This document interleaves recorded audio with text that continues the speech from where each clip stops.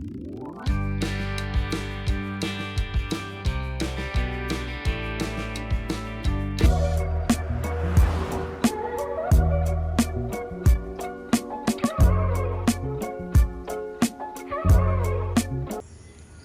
ടാഗിൻ്റെ പുതിയ എപ്പിസോഡിലേക്ക് സ്വാഗതം. ഈ ആഴ്ച നമ്മൾ കാശ്മീർ യാത്രയിലെ അവസാന ലക്ഷ്യസ്ഥാനമായ പഹൽഗാമിലേക്കാണ് പോകുന്നത്. പോകുന്ന വഴിക്കുള്ള കുറച്ച് കാഴ്ചകളാണ് ഈ എപ്പിസോഡിൽ. നമ്മൾ പോകുന്ന വഴിക്ക് ഒരു ഡ്രൈ ഫ്രൂട്ട്സിൻ്റെ ഒരു ഷോപ്പ് സന്ദർശിക്കുന്നുണ്ട്. അതുപോലെ മൂൺലൈറ്റ് ബേക്കറി, അവരുടെ ഒരു ഈ വാൾനട്ട് കൊണ്ടുള്ളൊരു ഫ്യൂജാണ് അവർ ഫേമസ് ആയിട്ടുള്ളത്.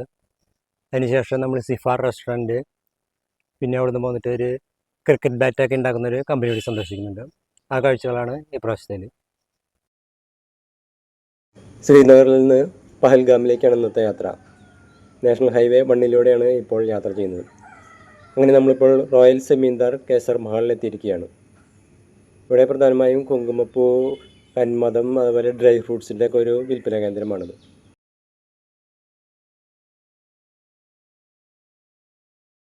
ഡ്രൈ ഫ്രൂട്ട്സൊക്കെ ധാരാളമായിട്ട് ഇവിടെ ഉണ്ട്.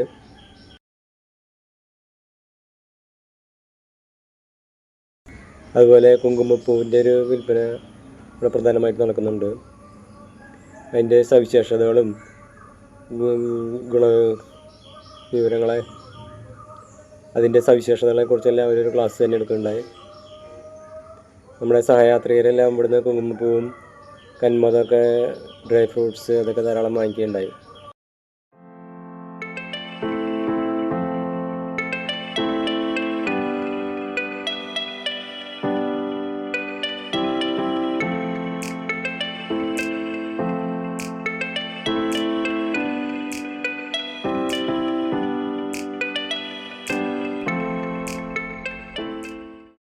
കുങ്കുമപ്പൂവിൻ്റെ ഗുണങ്ങളാണിത്. എന്തൊക്കെയാണ് അതിൻ്റെ ഗുണങ്ങൾ, എങ്ങനെയത് തിരിച്ചറിയാം, ഒറിജിനൽ കുങ്കുമപ്പൂ എങ്ങനെ തിരിച്ചറിയാം തുടങ്ങിയ കാര്യങ്ങളൊക്കെയാണ് അവർ പറഞ്ഞു തന്നത്. വീണ്ടും നമ്മൾ അവിടുന്ന് യാത്ര തുടരുകയാണ്. ചെമ്മരിയാടുകളെ കൊണ്ടുപോകുന്നൊരു കാഴ്ച കാണാം. അങ്ങനെ നമ്മളിപ്പോൾ അവന്തിപൂരിലെത്തിയിരിക്കുകയാണ്. ഇവിടെ പുരാതനമായ ഒരു ക്ഷേത്രമുണ്ട്, അവന്തിസ്വാമി ക്ഷേത്രം. അതിൻ്റെ കാഴ്ചകളാണ് ഈ കാണുന്നത്. കാശ്മീരിലെ പുൽവാമ ജില്ലയിലെ അവന്തിപുരയിലാണ് പുൽവാമ പട്ടണത്തിന് ഏകദേശം 16 കിലോമീറ്റർ വടക്ക് കിഴക്കായി ജലം നദിയുടെ തീരത്ത് സ്ഥിതി ചെയ്യുന്ന ഒരു തകർന്ന ഹിന്ദു ക്ഷേത്ര സമുച്ചയമാണ് അവന്തിസ്വാമി ക്ഷേത്രം. ഈ സ്ഥലത്ത് ആദ്യം 2 ക്ഷേത്രങ്ങളുണ്ടായിരുന്നെന്ന് പറയുന്നു. ഒന്ന് ശിവനും മറ്റൊന്ന് വിഷ്ണുവിനും സമർപ്പിച്ചിരുന്നു. 9-ാം നൂറ്റാണ്ടിൽ ഉത്പല രാജവംശത്തിൻ്റെ രാജാവ് അവന്തിവർമ്മൻ്റെ ഭരണകാലത്ത് നിർമ്മിച്ചിട്ടുള്ളതാണ് ഇത്. ഇന്ന് അവശിഷ്ടങ്ങൾ ഇന്ത്യൻ പുരാവസ്തു ഗവേഷണ വകുപ്പിൻ്റെ സംരക്ഷണയിലാണ്. പാണ്ഡവരുടെ വീട് എന്നർത്ഥം വരുന്ന ക്ഷേത്രം പാണ്ഡവലാരി എന്ന് നാട്ടുകാർ വിളിക്കുന്നു. AD 853 അന്നത്തെ രാജാവായിരുന്ന അവന്തിവർമ്മനാണ് ഈ ക്ഷേത്രം പണി കഴിപ്പിച്ചത്. പുരാതന പട്ടണമായ വിശ്വസരയിലായിരുന്നു ഈ ക്ഷേത്രം സ്ഥിതി ചെയ്യുന്നത്. അദ്ദേഹത്തിൻ്റെ ഭരണകാലത്ത് കാശ്മീരിൻ്റെയും തലസ്ഥാനമായി ഇത് പ്രവർത്തിച്ചിരുന്നു. അവന്തിപൂരിൻ്റെയും ഉത്പല രാജവംശത്തിൻ്റെയും സ്ഥാപകനായ അവന്തിവർമ്മൻ കാശ്മീരിലുടനീളം നിരവധി ഹിന്ദു ക്ഷേത്രങ്ങൾ നിർമ്മിച്ചതിൻ്റെ ബഹുമതി അദ്ദേഹത്തിനുണ്ട്. എന്നാൽ അവയിൽ പലതും മുസ്ലിം ഭരണകാലത്ത് നശിപ്പിക്കപ്പെടുകയോ ഉപേക്ഷിക്കപ്പെടുകയോ ചെയ്തു. അവന്തിവർമ്മൻ്റെ ഭരണകാലത്ത് ഈ പ്രദേശം ഗണ്യമായ അഭിവൃദ്ധിയും സാംസ്കാരിക വികസനവും പ്രാപിച്ചു.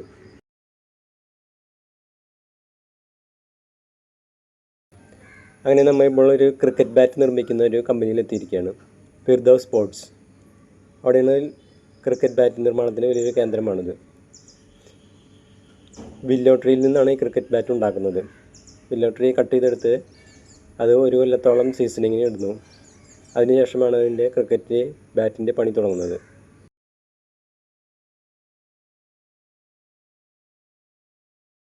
അതിൻ്റെ ഷേപ്പെല്ലാം കട്ട് ചെയ്തെടുത്തു. അതുപോലെ അതിൻ്റെ വെയിറ്റ് കറക്റ്റ് ചെയ്യുന്നു.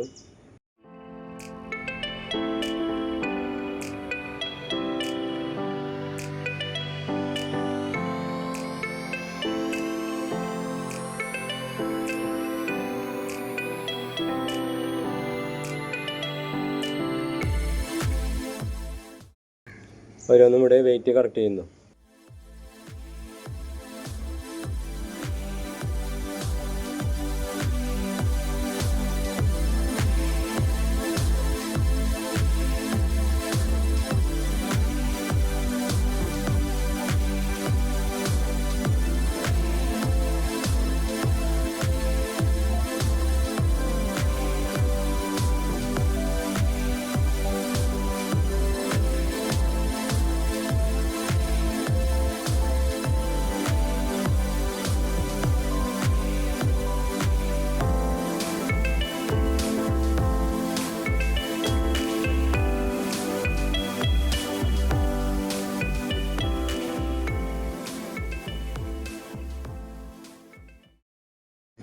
പേരും സ്റ്റിക്കറൊക്കെ ഒട്ടിച്ചതിന് ശേഷം ലാമിനേഷൻ.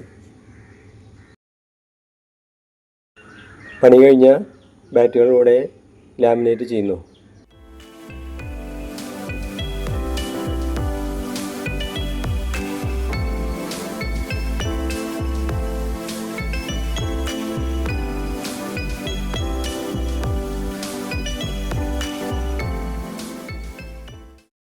അവരുടെ തന്നെ ഒരു വിൽപ്പന കേന്ദ്രം ഇവിടെ പ്രവർത്തിക്കുന്നുണ്ട്.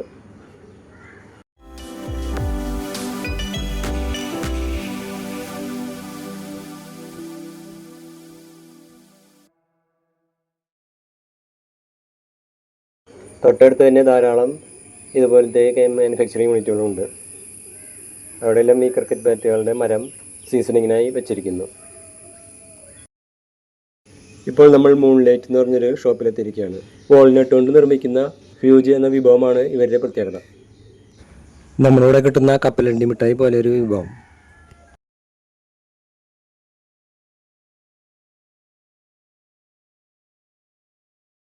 അനന്ത്നാഗിലുള്ള സിഫാർ റെസ്റ്റോറൻറ്റിലാണ് ഇന്നത്തെ ഉച്ചഭക്ഷണം. നടൻ വിജയ് അഭിനയിച്ച ലിയോ എന്ന തമിഴ് സിനിമയുടെ ഒരു ലൊക്കേഷനാണ് ഈ ഹോട്ടൽ. നല്ല ഭംഗിയായി ലാൻഡ്സ്കേപ്പിംഗ് ഒക്കെ ചെയ്തിട്ടുള്ളൊരു ഹോട്ടൽ. ഇവിടെ പുറത്ത് വരുന്ന ഭക്ഷണം കഴിക്കാനുള്ള സൗകര്യമുണ്ട്. അതുപോലെ ഒരു ഫോട്ടോ ഷൂട്ടിന് പറ്റിയൊരു സ്പേസ് ഒക്കെ കൊടുത്തിട്ടുണ്ട്. വിജയുടെ സിനിമയിലെ പോസ്റ്ററുകളൊക്കെ ഒരു ഭാഗത്ത് വെച്ചിരിക്കുന്നത് കാണാം.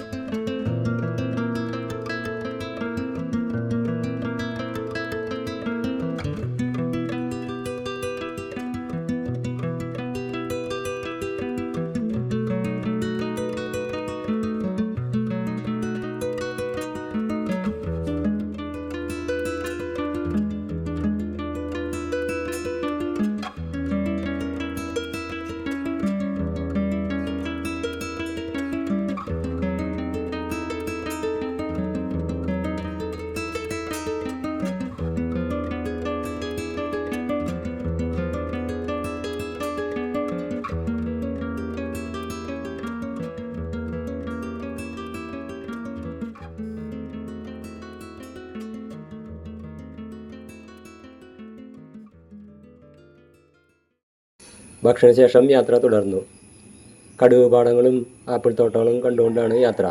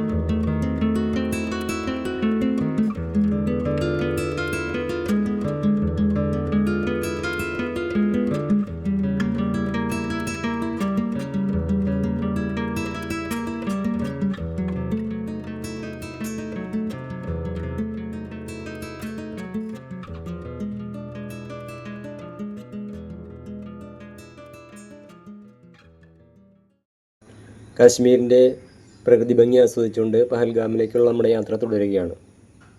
ഈ എപ്പിസോഡ് ഇവിടെ അവസാനിക്കുന്നു. തുടർന്നുള്ള ഭാഗങ്ങൾ അടുത്ത എപ്പിസോഡിൽ.